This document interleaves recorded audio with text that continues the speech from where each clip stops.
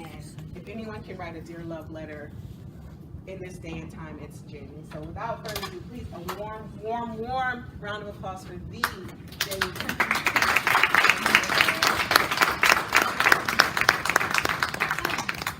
All right, so for the folks in the back, can you hear me okay? This is gonna be my level. So when it's hot, I'm gonna take the blazer off. It's a little, and I'm speaking, so you already know how to speak. So first and foremost, I want to thank Chloe and the Black Girl Collective for even reaching out to me and thinking that I would be good for this keynote speech. I was beside myself when I saw it. I sent it to everybody. I was like, oh my God, you guys, look at this. This is crazy. And I was just extra excited because for me, this is something I've never done before. And first of all, at the end of this, nobody leave at the end of this. We need to take like a nice black girl magic selfie with everybody and get this on social media. Because looking out into the audience right now is amazing. So I'm just really happy to be here. I'm really happy you guys stayed through all of it to listen to my keynote speech at the end. And I'm really humble. Thank you to my mom and my cousin for driving all the way down from Boston to be here. And the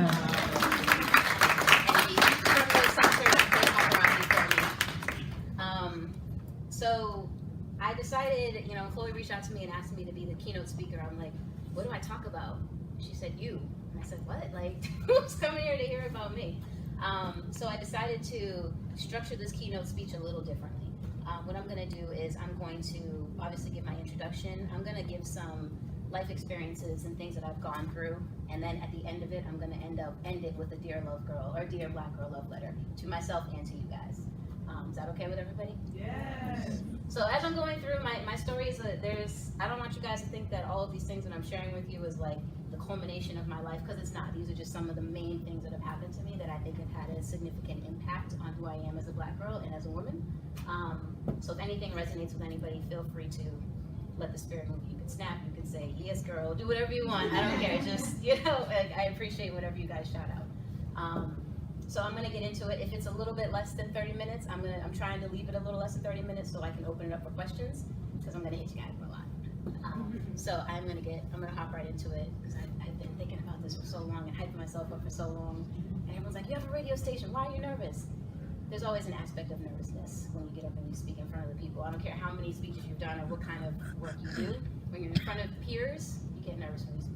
So I'm gonna do my best to give you guys a great speech to end this day on, and hopefully motivate you guys for anything that life throws at you.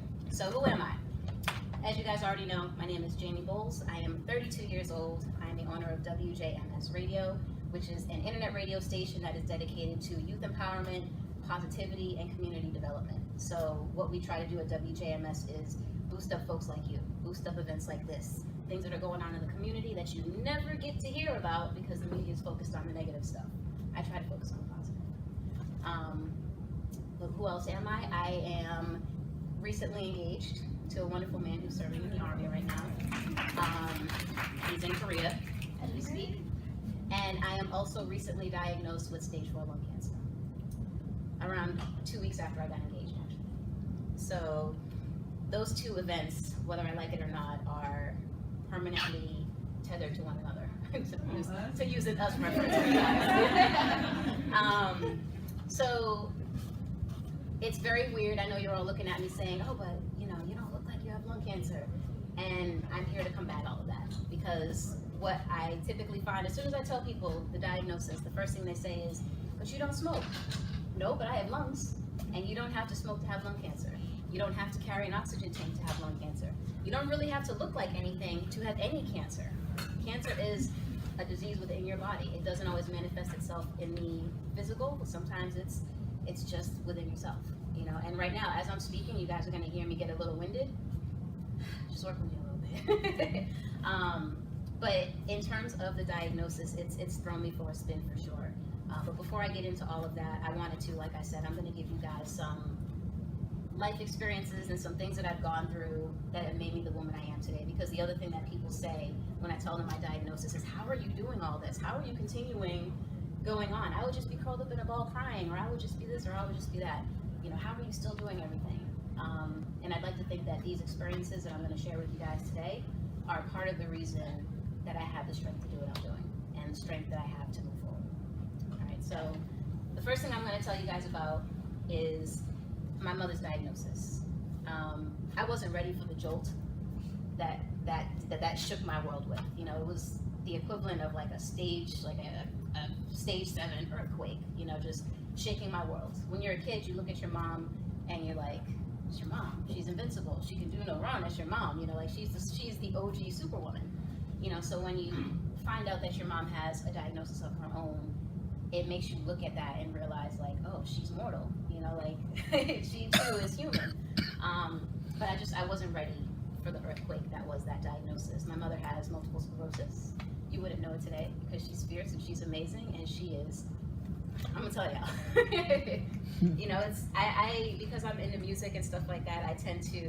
I'm going to talk about a lot of these things as musical situations. So when my mother told us what her diagnosis was, for me, that was like somebody bumping the DJ table.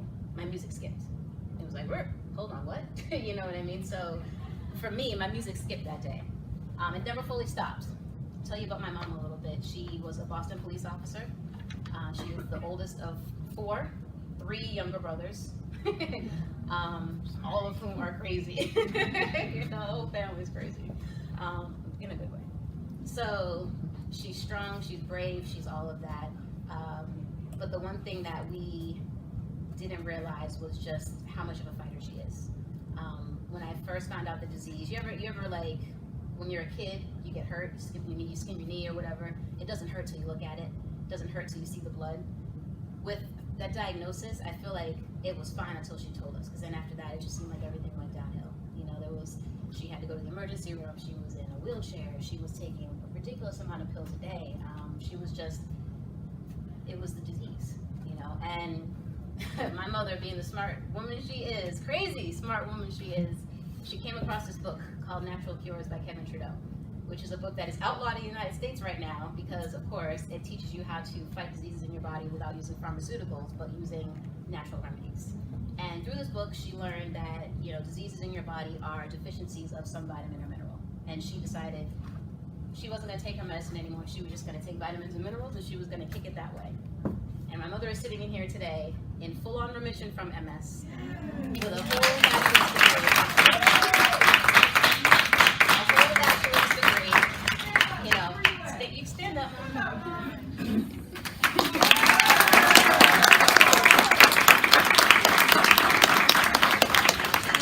She's here today, and what I didn't realize at the time was that watching her go through that, watching her fight her battle, prepared me and taught me how to fight my own battle, this battle that I just got today. Or not today, but recently.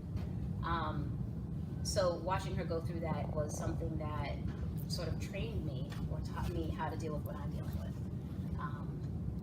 And, you know, I thank you for everything that you've done for me. I thank you for stop crying, the woman that you are, because you are somebody that, without you in my life, I don't know how I'd be handling this diagnosis. You know, I have your blood flowing through my veins, and for that I'm grateful. I wouldn't want anybody else's. I love you, babe. Right, so, something else that's shaped my life is the fact that I've always been into music. Ever since I was a little kid, it's always been a passion of mine. It's always been a medicine for me. Not performing or singing, because y'all hear this voice. Absolutely not.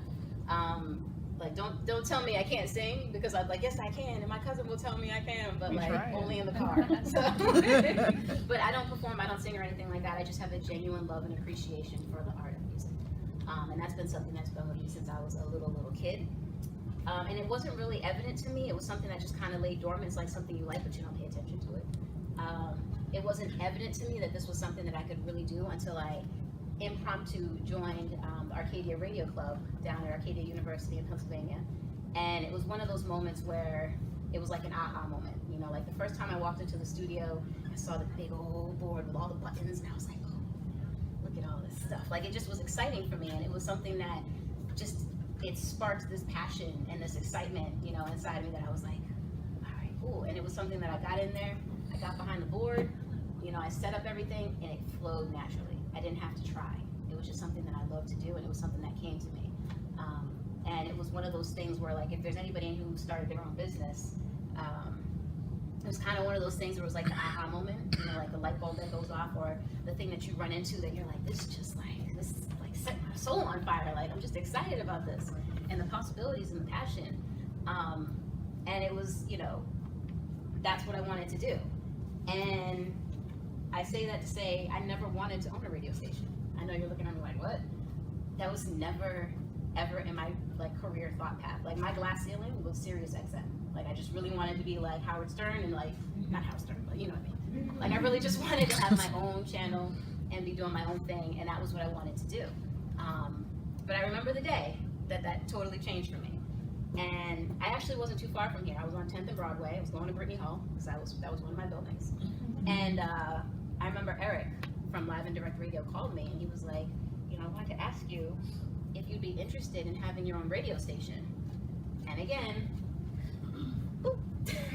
life music skipped again. I was like, yeah, actually. Like it never actually occurred to me that would be the next course trajectory for me. Like it never even occurred to me. I had been so tunnel visioned on having that Sirius XM and just doing what I was doing that I hadn't noticed the bigger picture. And when he said that to me, I was like, I don't care what it takes. Let's do it. Like, heck yes, let's do it. It never occurred to me that owning the platform would be the next best step for me. And it hasn't been a walk in the park. It hasn't been easy, as most entrepreneurs. Anybody, and who's in here is an entrepreneur? Anybody starting a business, thinking about starting a business? That's better. I'm not going to stand up here and pretend like it's been roses. It's not going to be roses. It will never always be roses. It is a roller coaster. There are high highs and there are low lows. But what keeps you on the ride is your why. Like, why am I on this ride? And when you remember why you're on the ride, you stay on it. But it's taught me to appreciate the highs and try to learn from the lows. And more importantly, it's connected me. Like, it's connected me to so many people, including the Chloe Beck. And I say that to say, you don't need to stand up, girl. We know who you are. It introduced me to Chloe Beck because the day I started working at NYU, I showed up to Alumni Hall because she was in one of the buildings that I was managing, Christina as well. And I sat down with her, and I like to set up a one-on-one with all my, all my sort of my ADs and stuff like that, or all my directors in the building. And I sat down with her, and it was like, I don't even know how the conversation went that way, but it just went on to radio, and it went on to podcasting, and it went on to media, and it was like, click. Like, I don't know if you felt it that day, but I did. I was like, yeah, like, she's treating me like trash, and she's roasting me a lot, but like, it was like, she's really cool, like, and she's been really cool ever since, and Chloe is somebody that has definitely been an amazing role in my life. Like, I'm happy that I met you, because without meeting you, I wouldn't be here standing today talking to you guys, and hopefully something that I say to you guys is gonna motivate you to do something else in your life. Hopefully you take something away from my speech today. So yeah, I say all that to say the connections that I've made from this radio station have put me in touch with people who are such facets in my life, so important to my life, like that I would never even imagine living my life without. And I'm just like, oh my goodness, like, thank God for you, So that radio station that I never wanted in the first place is what connected me to people that I never would have really met in the first place. And it's all because I kept the open mind, and I realized that sometimes your tunnel vision can hurt you. It's good to be driven, it's good to be focused on your goals, but you have to keep that open mind. Because if you're too focused and you have tunnel vision on just one thing, you may miss the beautiful path that's right next to you that leads you to your destination as well. So you have to make sure that you keep your eyes open and your mind open. Even when you want to do something, be open-minded about it, because there's also different ways that you can accomplish that. So this one is a little bit harder to talk about. There's two different ways, there's probably more, but there's two different ways that you can find out how much stuff you've accumulated in your life. First way is to prepare to move, and you gotta pack up everything in your house, and you realize, why do I have all this stuff? Like, what am I doing with this? The second way is to lose everything that you have in a fire and have to replace it. And I chose the latter of those two things to figure out how much stuff that I had accumulated in 25 years of my life. On October 5th, 2012, I had an apartment fire, not caused by me, that literally burned the entire apartment complex down with all of my things and my 2 cats inside. I know. I'm not gonna cry, because it's been 7 years at this point, and I've healed from it. But that was a very, very helpless feeling for me, and a feeling I didn't like. It was a feeling of realizing that there are things within this world that you can't control. You can't control fire. I don't care how many Twilights or how many Harry Potters you've seen, fire is uncontrollable, and it destroys everything without prejudice. And for me, that day was a day that I had watched everything that I had sort of worked for in my 25 years of existence and sort of accumulated and inherited from family. I watched all that stuff disappear.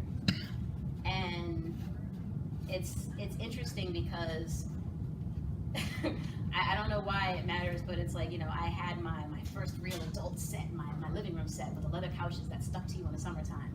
And, I had the bedroom set that my great-grandmother had passed down, and that was in there too. And then for some reason, I thought I was an interior decorator, and I would take bottles of Nouveau, because I'm basic, I know. And I would just take bottles of Nouveau, and I would put beads in them in water, and I just thought that was so cute, and it would be on my table, and I was like, this is my decoration. These are the things that you accumulate, and they have sentimental value for you, that's just kind of how it was. But all of that stuff being lost, I didn't care about that stuff. It was the loss of my 2 pets that hurt the most, because they're the ones that I couldn't replace. Renters insurance, side note, get renters insurance. Yes. Period. That's it. But the loss of my 2 cats was hard, because I don't have children, and I'm not equating, pets to children, but they can be sometimes. They become extensions of your family. You don't know what you would do without that pet. And for me, I felt like I let them down, because it happened so, you guys are students here, so in your building, the fire alarm goes off, and you're like, someone's making popcorn, go outside, stand outside for a minute. In the building that I was in, the fire alarm went off all the time, like weekly. So it was like people would ignore it all the time, because it usually was nothing. So I, thinking it was nothing, was like, all right, another fire alarm, let me grab my keys and my little sweater or whatever. And I turned around to my cats, they were sleeping on the bed, and I said, I'll be right back. I walked out the door, and I never came right back. And I stood outside. I tried. Trust me, I tried. I was on the first floor, and I was going to test these firefighters. I wanted to run to my window, and I actually said that to them. I said, ran up to a firefighter. I'm like, can you please just open my window so they can jump out? Can you please do, my window is right there. Like, I was getting ready to do it myself, but they would have tackled me or put me in jail or whatever, because, they wouldn't let me go back in because it was a real fire. And the fire, what happened was the old man that started the fire fell asleep while he was making french fries with grease. He was fine. There was no fatalities in the building. Besides, there was a lot of pets that lost their lives. And he fell asleep making the food. There was a few people that had to be rescued by the firefighters because they didn't leave the building, because like I said, it happens all the time. We weren't gonna leave. Because it was right across the street from the dorm, so there were some college kids living there, so we just were like, oh, college kids again, it's fine, whatever. So they had to rescue some people, but there was a lot of pets that lost their lives that day. And for me, that was the most guiltiest thing for me, because it's like, how hard would it have been for me to just grab the case, the container, put them in it, and walk into the house? How hard would it have been for me to just pick them up, one in each arm, and walk out the front door? Instead, I just turned around and I said, I'll be right back. And it looked at me, and I walked out that front door without them. And that guilt was heavy. God, it was heavy. It's still heavy to this day. And for those folks that are friends with me on social media, I adopted 2 new kittens, Sam and Murray. And if you see me on social media, you know those are my fur babies. But I am a cat lady, and it's her fault. She's laughing because she knows it's true. I take nothing for granted. I don't care what fire alarm rings where. I don't care what happens. If there is a threat in this building or any building, my cats are coming with me. If I don't take nothing else, my cats are coming with me. But it took me losing those 2 cats for me to learn the value of things and people and pets that are in your care. And that was hard for me. That was, guilt is a very, very hard thing to deal with. I have their remains, which is nice, but it's not them. And I had to have those cats since they were kids, like since they were little baby kids. So that was particularly hard. But yeah, like I said, I don't take anything for granted. Even when Sam and Murray are getting on my nerves, those are still my fur babies. So the hole that Mama and Papa left in my life when I lost them in the fire is getting filled by Sam and Murray. And I was able to rescue them and adopt them, so they weren't put to sleep. So part of me felt really great about that, because I saved 2 pets from being put to sleep, and they're brothers, so I kept them together. So that gave me some solace, but that was a very, very hard thing to go through at 25, because at 25, like, you're really crafting who you are as a woman.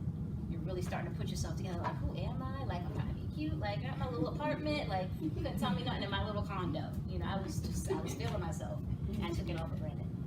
And I learned that day, number one, to have renter's insurance. Please, if you take nothing else from this speech, please sign up for renter's insurance. I promise you, you want to have it and not need it, then need it and not have it. But I also learned to appreciate my pets and value my pets more than I did, and to really take care and to pay attention. You know, like, life comes at you fast. If you're not paying attention, things like that can happen. So, conversation's gonna get real heavy from here on out, like it isn't already. I just want to say, I don't know if anybody else in this room has a diagnosis. You know, props to you, because you're beautiful, you're amazing, and you look wonderful in here. So if you are suffering through or struggling with something, you know, show me. But can you imagine trying to date with cancer? I mean, like, you sit down to dinner, like, yeah, you know, Jaymie, I'm battling stage 4 lung cancer. You want to split the spin dip or get some mozzarella sticks? You know? It's going to be hard. I can't even imagine, like, the thought of having to go through this process and not having a partner by my side, man or female, whatever, not having a partner by my side is terrifying. And for somebody who's suffering through cancer, having hope and having that joy and having, you know, that love means the world. It's part of the healing process. So I actually went through the process of getting my eggs frozen as soon as I found out the diagnosis. I took a month before I started medication, and I went through that whole process because, above all, I wanted to have a baby. That's always been something that I wanted to do. I've always wanted to be a mom. And to get this diagnosis that essentially told me I could be on medication for the rest of my life, however long that may be, until I beat it. And with this medication, I can't get pregnant, because any baby that I have with this medication would have defects and stuff like that. That was devastating for me. That was very devastating, because it was like one of those goals, like, you know, get married, have a baby, da-da-da-da. Like, that's a big goal to be taken away. Or not even taken away, because I'm not putting anything past adoption, I'm not putting anything past, you know, in vitro and stuff like that. Those are all beautiful ways to bring a child into this world and to give a child a home, but there's something to be said for having a baby. You know, like, I just wanted to have a baby. And the thought of freezing my eggs with the hopes of meeting a man that I feel like I'm freezing them for someday was terrifying. I'm like, that is awful. You know, so insert Frank from stage left. Frank came into my life before all this went down. Of course, we've had the run-of-the-mill relationship. You know, he's in the Army, so he's in Korea right now, and it's been hard because he's been gone for the entire diagnosis so far. By my choice, of course. I told him not to come. But I thank God for him every day, because the idea of being married to him, the idea of having a child with him, the idea of building a home with him puts so much hope in my heart and puts so much fire, like, in my soul, that I'm like, I have to beat this. Like, I have to. I don't have a choice. I gotta get this house. I'm trying to have this baby. You know, like, I don't have time for this. Like, I don't have time for this. And I am really grateful for him, because he puts something into my life. My parents, my family, my support circle, you guys speak life into me daily, and I appreciate you for that. But having that man by my side that I know that I can have that future with means a lot. It means a whole lot in terms of healing. So I thank God for him every single day. And it's funny, I play him all the time, because I'm like, I wasn't even going to date you. Like, just to lighten the mood a little bit here, because I see the tears and I don't want that to be the thing. When I first met him, I wasn't going to date him, because he told me he was moving. He was in the Army. He's like, oh, I'm going to be moving in like 6 months down south. And I was like, oh, so what you're saying is don't waste my time. No problem, got it. I was like, whatever. You know, so, and he's like, but you know, we can hang out or whatever, and then if you find somebody else, then I'll just back off. And I was like, okay, cool. So we hung out more, then it became, we were the only ones we're hanging out with. And before I knew it, he was my man, and I was like, wait a minute, you friend-zoned yourself to snatch me up? Like, how you friend-zone yourself to snatch somebody up? Like, that's really sneaky. You should write a book. But I'm glad every day. Like, he has taught me so many different things. I went into this idea of dating and all of this stuff with such lofty goals. And I used to call my mom all the time and be like, Mom, when is it my turn? Like, I've watched so many of my friends get married and have babies and be in relationship after relationship, and I just seem to be chronically single. Like, am I chopped liver? Like, what is going on? Like, people that should be like, how, Sway? Like, like, somebody up there is like, I started thinking it was like, I had one of those chain messages you get in your inbox, like, forward this to 7 friends who you have relationships bad luck for 10 years. And I was like, dang, am I in year like 6 right now? What's going on? And she used to tell me all the time, babe, you know, in her voice, you know, you're in the media industry, you're always out and about, you're always doing stuff, you're gonna meet your Prince Charming, he's gonna come to you, you're gonna find him. And Lord, if I could roll my eyes out of my head, I would have done it by now. Because every time she told me that, it didn't make me feel any better. Because I still was single. I was still hanging up the phone single.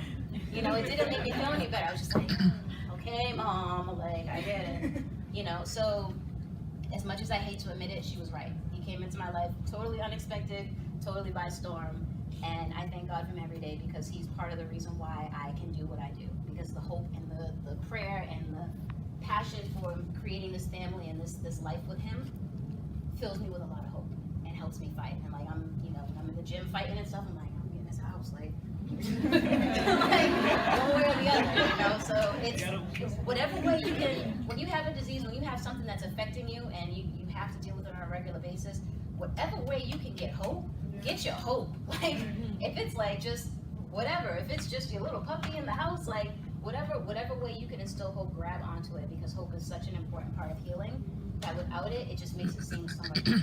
So I'm grateful for him every single day. So onto this diagnosis that threw me for an entire loop and put my entire world on its tilt.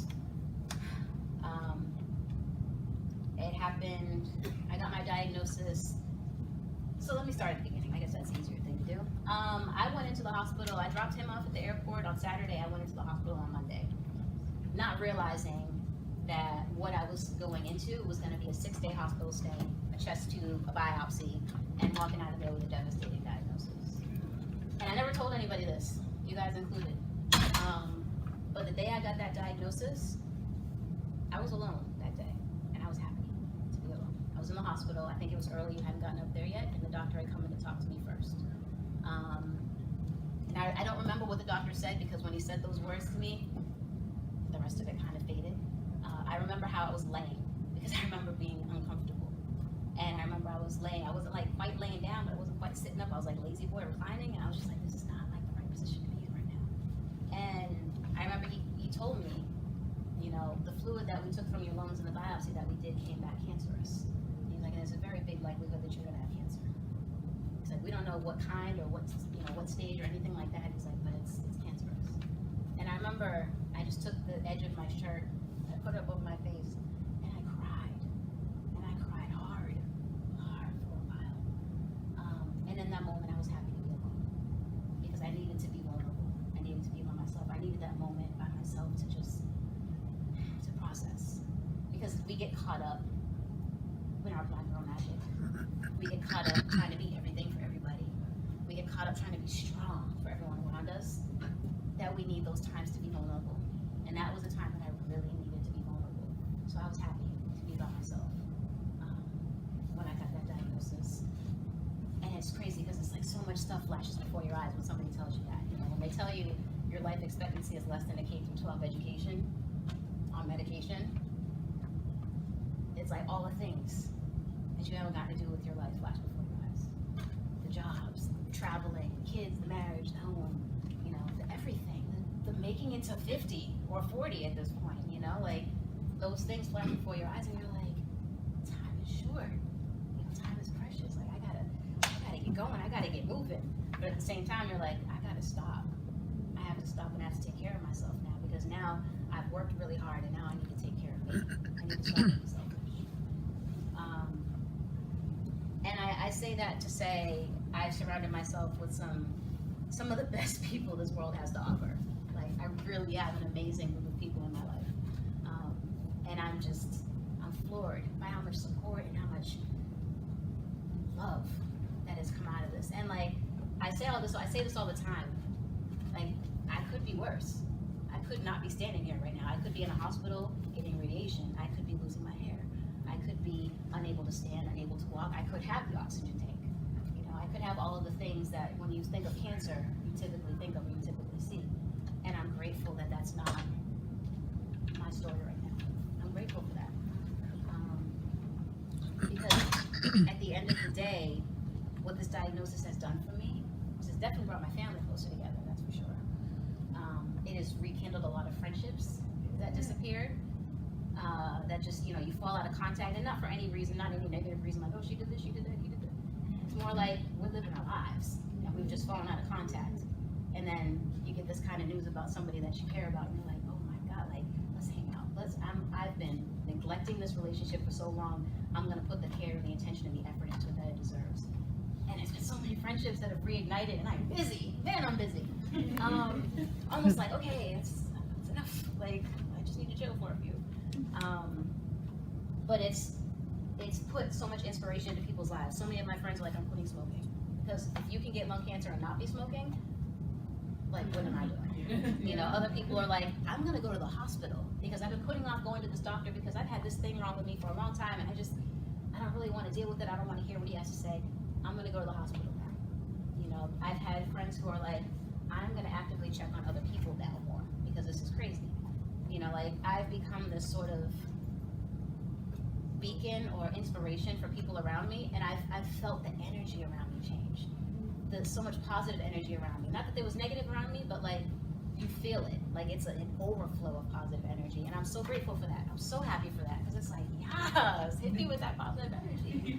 Like, I'm super excited for it. And I think in my own way, I'm combating the stigma of having cancer, of having something like this, because I'm putting a face to it. People are like, Jaymie has cancer? Yeah, Jaymie has cancer. I have it. It is what it is.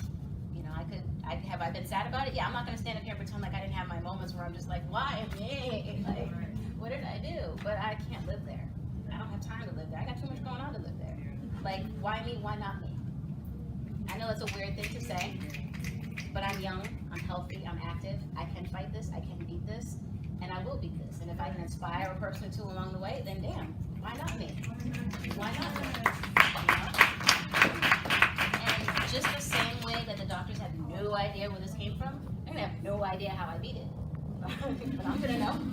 There's nothing but him, through the grace of God. Like, that's it. So now that I've made you all sad and made you all emotional and made you cry, I don't want that to be what this speech is about. I'm not going to make you guys sad to motivate you. I want to make you guys happy. I stand up here to tell you guys, I'm not sad. I'm happy.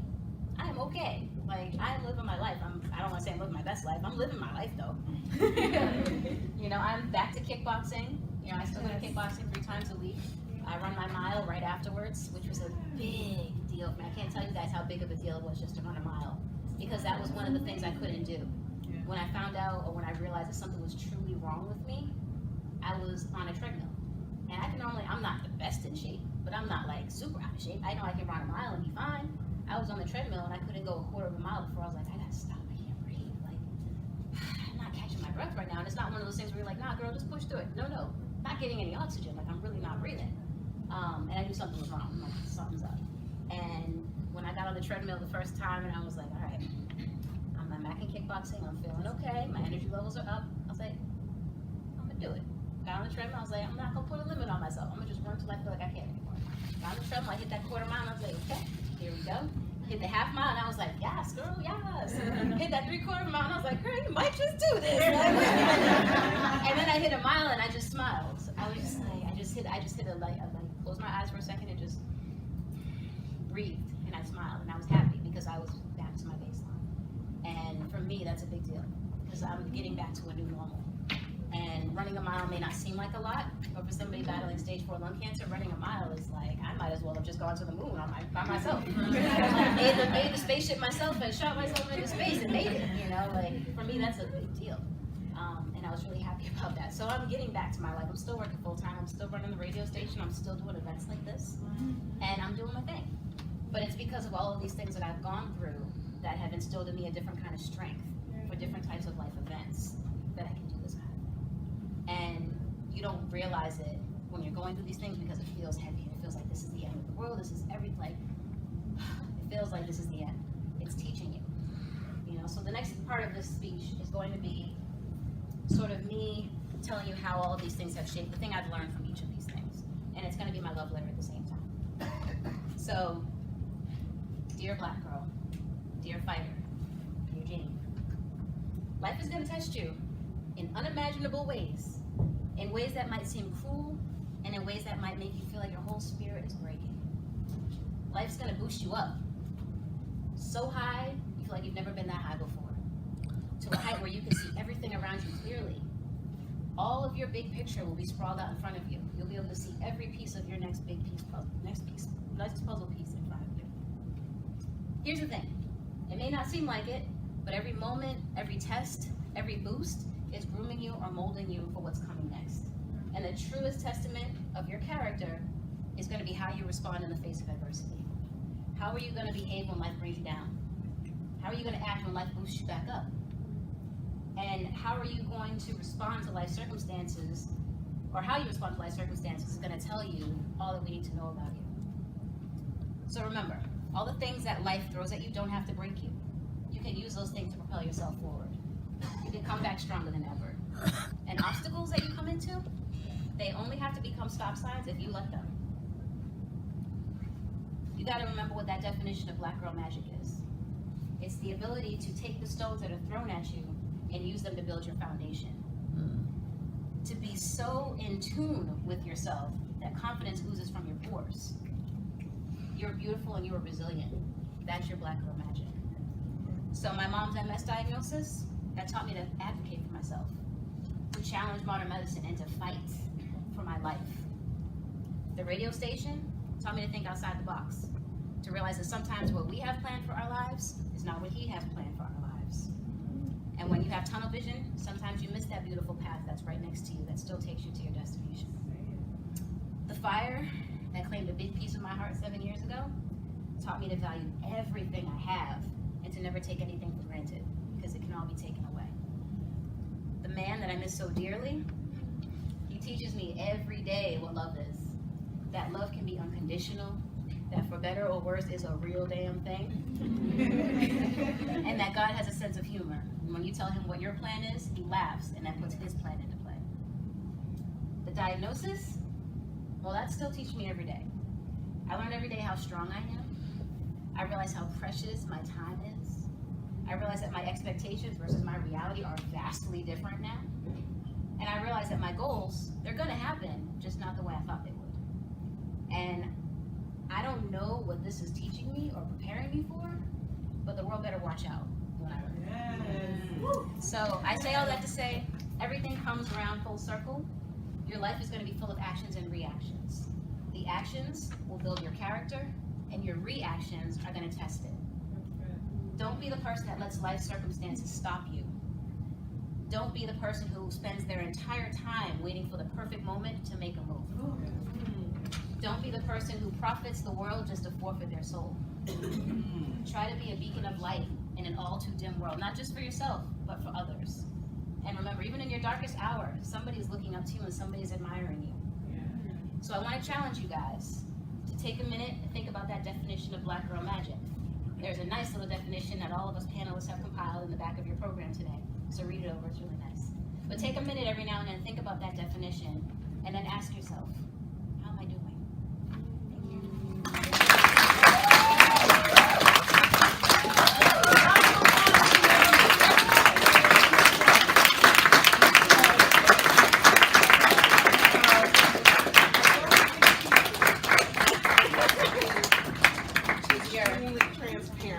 Extremely transparent. I know we're running late on time, but guess what? I don't care. Sorry, guys. Okay. Jaymie has been more than a friend to me, and when she talked about those relationships that kind of faltered, that was the first. And soon, let me tell you how she told me about her diagnosis first, okay? So she hit me up one day. I had done an Insta story, and she saw this labyrinth that I had in my Zen den, which I'll show you. It's beautiful. And she's like, "Oh, is that from the labyrinth, right?" I was like, "Yeah, it is." She's like, "Oh, that's cool." She's like, "Oh, by the way, did you watch my Facebook story or my Facebook Live?" I was like, "No, I don't really care for those sorts of things."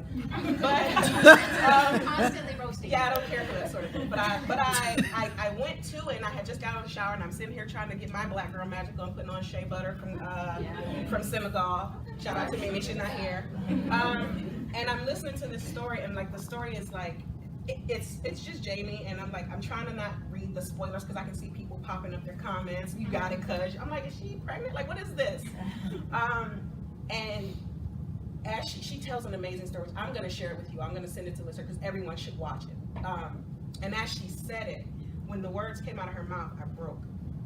I broke in like 7 pieces because the love of my life, which was my grandmother, she died of stage 4 lung cancer in 2012, and I've never been the same. And so I had already counted Jaymie out because my grandmother had 6 months to a year, and she died at like 9. So I already knew what this diagnosis meant. I already knew what was against you. But like to Jaymie's point, my grandmother was 75. She had smoked for probably 75 years. You know what I mean? When she told me, when we found out she had cancer, I ran home from college, and I was like, I'm thinking the worst. I'm thinking she's laid up. She was up in her bedroom smoking cigarettes. So I was like, oh, we really don't care.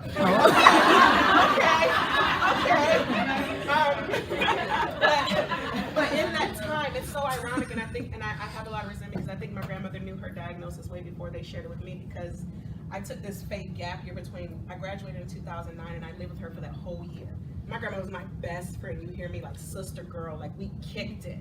And I remember so clearly this one day, she's like, I just want to see you get your master's degree. Because I didn't know what I was going to do in my life because I wanted to be on the radio, but they weren't paying me, and I was interning. I was like, I'm broke, I'm hungry. But she's like, I want to see you get your master's degree. And I was like, for you, Granny, anything. So I applied to one school and I got in, right? And within that first, we were on a quarter system, really weird. Within that first quarter, my mom called me and said, hey, you know, we went to the hospital, Granny, they found a spot. I was like, I don't know what that means, let me know. So one day I'm walking to a bar, because that's what I used to do. And my mom called me and she said she got stage 4 lung cancer, 6 months, 2 years. She hung up the phone on me. And I had to sit in the street. I literally stopped where I was. And ironically enough, and whatever it is, I think my grandmother knew that if I was there when she got the diagnosis, I would have never went to college, and I would not be standing here in front of you guys today, because I would have stayed and done anything for my grandmother. And unfortunately, she died 2 weeks before I graduated. Wow. Right. Fuck my life. But it took me on such a journey, and she freed me, because then I walked to the University of Georgia, where I met Christina Duncan, who got me the job here at NYU, which is why I'm here today. And if it wasn't for that huge turn of events, I wouldn't have met Jaymie, right? Everything happens for a reason. Yes. And when I finally sat down and I talked to Jaymie, I was prepared for the worst. This fool came in like, hey girl, what's up? What's up? I just got my lung drained. You want to see the tube? I was like, not entirely. But the minute after I had read all the stuff, and me and my colleagues had sat in the corner and cried, and like when I saw this one, I was like, there's no way in hell she's not going to be there. There's just no way, because the power of who she was, every time to this day, and I'm like, Jaymie, I can come to you, I can come to you. She's like, oh no, I'm on my way to you, I'm on my way to you. I'm like, Jaymie, slow down, let me catch up to you. She is a mover, she's a shaker, and she's beating it, and every day her leaders get lower, her things get smaller. I'm her manager on the GoFundMe. We've already raised $20K and counting. Yeah. Okay. She got t-shirts for sale. Cancer is cancel. I coined that term. You're welcome. She forgot to mention t-shirts. We have t-shirts for $25. We're going to help Jaymie because she has a kickboxing class. This is not the last time we're going to see her, and we're definitely going to see her, that husband, and that baby. Yes. I'm so excited too, because I'm the guy mom. Well, sorry, cuz. Sorry, cuz. See my whole face. But I just want to say that aside from, as soon as I heard her story, I was like, she has to be there. But I want you to think it was because I only picked her because of her diagnosis. I picked her because she's a dynamic person outside of her story. She has cancer. It does not have her, as you can see. Right? And the one thing I want you all to take away from this is check on yourself. As Black women, it is our job, it is our burden to bear to always be there for every single person. But it starts with being there for you. And a part of the story that Jaymie didn't tell is that she ignored a few things. And when they told her her lung was full, she's like, well, I still gotta go to work. I'll catch y'all later. Like, let me tell the story. Even in that moment, right? Tell it right. But she took care of herself, and she continues to take care of herself, and she's taking care of people like me, because now I go to the hospital more. I talked to Christina, she's like, I booked me an appointment, you know, like you just have to check in with yourself, because we get so busy and tied up trying to be this Black girl magic that we just forget about ourselves. So that, Jaymie, from the bottom of my heart, I thank you for being so brave and so strong. Even before this, I thought the world of you was trash. I love you. So the collective's gonna come up. Come on up, collective. So we could not let you just leave with just saying thank you in that particular way. Yeah. So On behalf of the Black Girl Collective, we would like to give you our first inaugural individually designed Dreamer Award. Oh, wow. Oh, that's beautiful.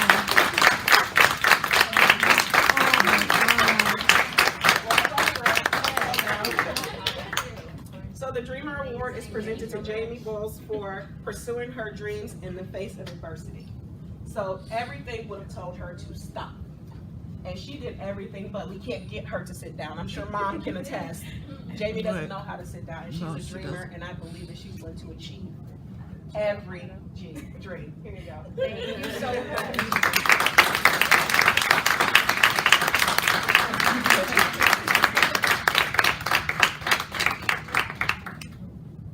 They started twitching. So, Okay. thank you so much. So, quick wrap up. Chloe wrapped all the things, so I'm not Yes. gonna give y'all another speech. Just Right. all of that, that's what was gonna come out of it. Thank you all so much.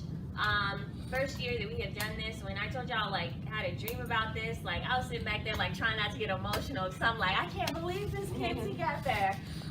We are so thankful for each and every one of you, all of the positive, kind things that you have heard today from us, from presenters, from panelists. From We each meant other. it, right? You all have our contact information. If you are having a down day and you forget the magic that is inside of you, reach out to one of us. Please. We will pour all the love in you that you need, right? College is not an easy feat. You all are all here for a reason. You're going to make it across that stage, and if you need us to help you with a part of that, That's reach awesome. out to us. I We'll mean carry that. you if we have to. That's I awesome. honestly get it. I need it, That's right? crazy. And so, with all of that being said, you already there. Don't even worry about it. We can hook you up with graduation pictures. We're ready. Gotcha. So with that being said, I emailed all of you an assessment because assessment's important. We want to know what you all thought about today, what we can do better, and any little tidbits that you would like to share with us, because we would like, when we say this inaugural, we really want this to be an annual thing.